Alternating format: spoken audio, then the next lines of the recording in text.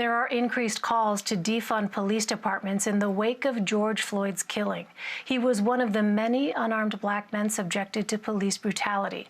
When asked about the issue, presumptive Democratic nominee Joe Biden told CBS News he does not think police should be defunded. The former vice president says the nation should instead focus on policing reforms. For more on this, I want to bring in CBS News campaign reporter Bo Erickson. Bo, thanks very much for being with us. Why does Joe Biden think reforming law enforcement is better than defunding it?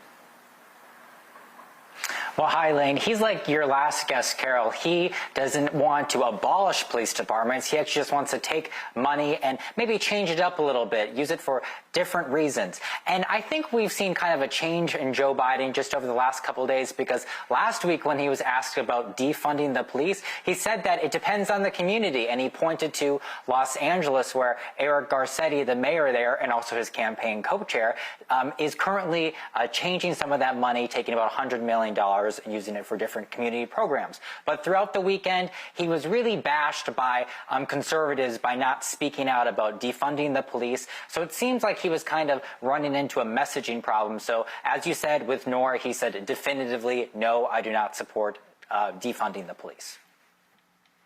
But the definition, I mean, what would defunding police look like? You mentioned sort of what's happening with Eric Garcetti. We're talking about reallocating resources here.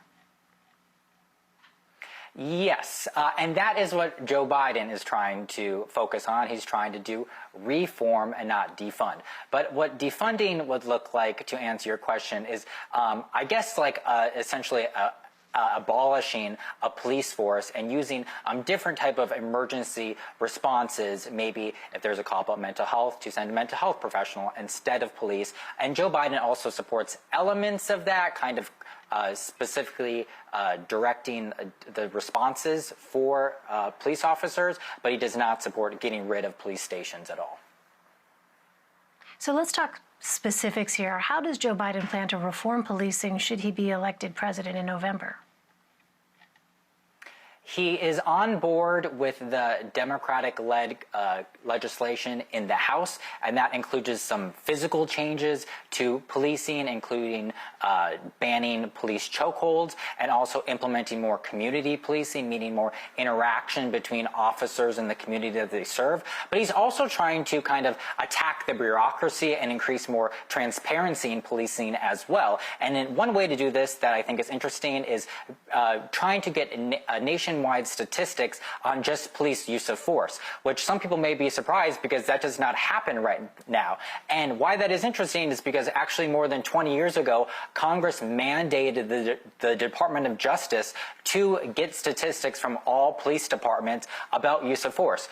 But Congress did not mandate that the police departments actually had to hand that information over. So according to a 2018 report by the U.S. Commission on Civil Rights, some of the data that the federal government has gotten has only been partial. So Joe Biden is trying to bring all that data together to see how big of the problem is. So there is a steep hill to climb just to figure out maybe some of the solutions to just address the problem. Right. You have to kind of know the depth and breadth of it before you can think about these solutions. How have activists and progressive lawmakers responded to Joe Biden's proposals? So the people who are carrying some of the signs that say defund the police and the activists related to them, you know, they wish Joe Biden would hold those signs as well. But there are some progressives that actually look at the language that he specifically said to Nora, and he said that the money from federal government to local departments, he wants to make it on a condition that these police departments are acting appropriately. And at least one activist online said that that shows him that Joe Biden is listening to the protests in the streets, calling for more accountability for police officers. Well, George Floyd's death has led to protests and debates over racial inequality across the country. Is that influencing Joe Biden's pick for vice president? What can you tell us about that?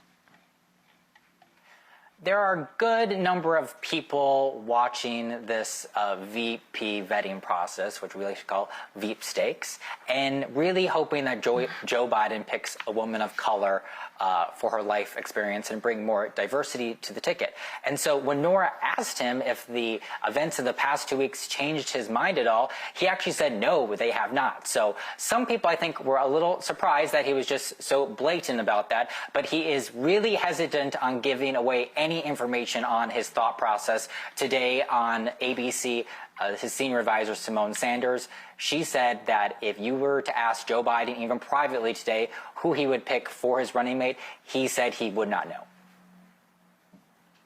Interesting. All right. Well, Senator and former Democratic opponent Kamala Harris is among the names being floated as a possible running mate. She co-hosted a fundraiser for the Biden campaign Tuesday, bringing in $3.5 million. What more can you tell us about the event and Senator Harris's chances? So there are a lot of fundraisers coming up around the next 7 days. I think there are about 5 or 6 more that we've obtained invites for that are all hosted by women like Senator Kamala Harris, who are expected to be undergoing this vetting process.